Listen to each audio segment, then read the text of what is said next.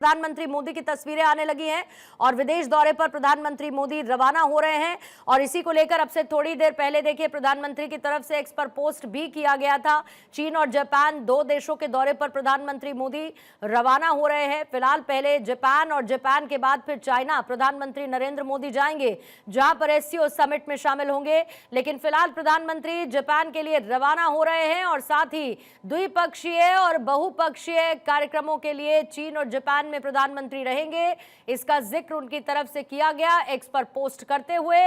Japan में उनका कार्यक्रम 15वें वार्षिक भारत जापान शिखर सम्मेलन में हिस्सा लेने का रहेगा और रिकॉर्ड ये 8वां जापान दौरा प्रधानमंत्री मोदी का है। बुलेट ट्रेन से लेकर आर्टिफिशियल इंटेलिजेंस, कई ऐसे फैक्टर्स हैं जिन पर चर्चा प्रधानमंत्री इस दौरान करेंगे। और जापान के प्रधानमंत्री शिगेरू इशिबा के साथ प्रधानमंत्री कई मुद्दों पर बातचीत करने वाले हैं। ये 2 दिवसीय जापान यात्रा रहेगी, जिसके लिए प्रधानमंत्री मोदी अब रवाना हो रहे हैं। ये तस्वीरें आपके सामने हैं और भारत जापान का जो वार्षिक शिखर सम्मेलन है उसमें प्रधानमंत्री हिस्सा लेने वाले हैं और फिर इसके बाद यहां से चीन के लिए रवाना होंगे। जापान में जहां रक्षा, व्यापार, निवेश और अवसंरचना सहयोग को, पार्टनरशिप को बढ़ावा देने के लिए प्रधानमंत्री का यह दौरा कई मायनों में बहुत महत्वपूर्ण माना जा रहा है। और कई सालों से वैश्विक साझेदारी भारत और जापान के बीच रही है और खासतौर से 2014 के बाद से विशेष रणनीतिक साझेदारी दोनों देश साझा करते आए हैं। हमारी पॉलिटिकल एडिटर अदिति नागर इस पर और ज्यादा जानकारी के साथ इस वक्त जुड़ चुकी है। अदिति, ये दौरा इसीलिए भी महत्वपूर्ण और न सिर्फ जापान बल्कि चाइना का दौरा भी इसीलिए महत्वपूर्ण क्योंकि दूसरी तरफ ट्रंप टैरिफ कर रहे हैं और प्रधानमंत्री मोदी का यह दौरा स्ट्रैटेजिकली बहुत इंपॉर्टेंट इस पूरी टैरिफ सिचुएशन को लेकर देखा जा रहा है। बिल्कुल, ये जो दौरा जिस समय हो रहा है वो उसके टाइमिंग बहुत ज्यादा महत्वपूर्ण है और जापान में जिन एमओयूज पर या जिन बायलैटरल स्ट्रेटेजिक मुद्दों पर चर्चा होनी है वो एग्जैक्टली वही मुद्दे हैं जिनको लेकर लगातार भारत और अमेरिका के बीच में रिश्ते प्रगाढ़ होते रहे हैं, चाहे वो तकनीक हो, तमाम तरीके के स्ट्रेटेजिक रिलेशनशिप हो। अब देखिए, कई अहम मुद्दों पर जापान और भारत साझेदार होगा, जैसे कि साल 2022 में जब शिंजो आबे की जिस तरीके से शिंजो आबे तमाम चीजें हुई थी, प्रधानमंत्री मोदी ने कहा था कि आबे मेरे प्रिय मित्र थे, उसके बाद ही रिश्ता बेहद मजबूत हो गया था।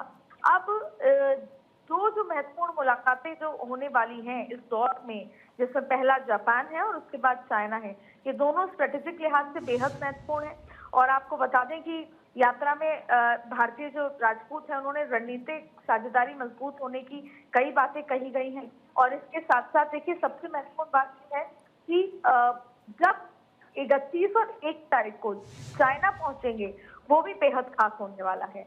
लेकिन उससे पहले जापान का ये दौरा, और दरअसल एक बात देखिए कि जापान को इस लिहाज से भी महत्वपूर्ण देखा जा रहा है क्योंकि जो हाई स्पीड ट्रेन को लेकर भी ये माना जा रहा है कि भारत को बेहद खास मिल सकता है। भारत में मुंबई अहमदाबाद वाली जो ट्रेन है वो हाई स्पीड ट्रेन के लिए कुछ आगे महत्वपूर्ण चीजें हो सकती हैं।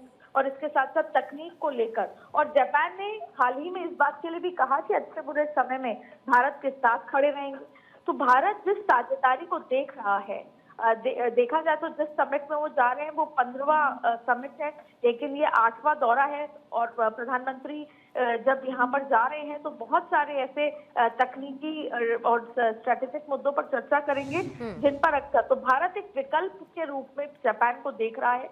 वो विकल्प जो हमने ब्रिक्स के लिहाज से ढूंढा था, और एक जापान एक बढ़ता हुआ देश है और उसके लिहाज से किस तरीके से हम अमेरिका से जो ट्रेड नहीं कर पा रहे हैं वो कैसे जापान से शुरू करें, जिसपे जापान ने ये नोट किया है कि हम हर तरीके की व्यापारिक साझेदारी आपके साथ बढ़ाना चाहते हैं।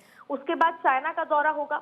अब महाभारत में अक्सर ये कहा जाता था कि दुश्मन का दोस्त है, उस पर हमेशा नजर रखनी चाहिए। और शायद इसी जिसे बोलते हैं कि फिलॉसफी के साथ कह लें या इसी फॉरेन पॉलिसी के साथ कि पाकिस्तान भले ही हमारे दुश्मन कैटेगरी में हो, लेकिन जो दुश्मन का जो दोस्त है चाइना, और खास तौर पे अमेरिका के लिहाज से भी देखा जाए तो चाइना से जो जो करीबी है वो भी स्ट्रेटेजिक है, लेकिन अभी फिलहाल वर्ल्ड ऑर्डर को बैलेंस करने के लिए, ग्लोबल सिचुएशन को बैलेंस करने के लिए बेहद महत्वपूर्ण है। और इन सारी चीजों में रशिया भारत के साथ खड़ा है।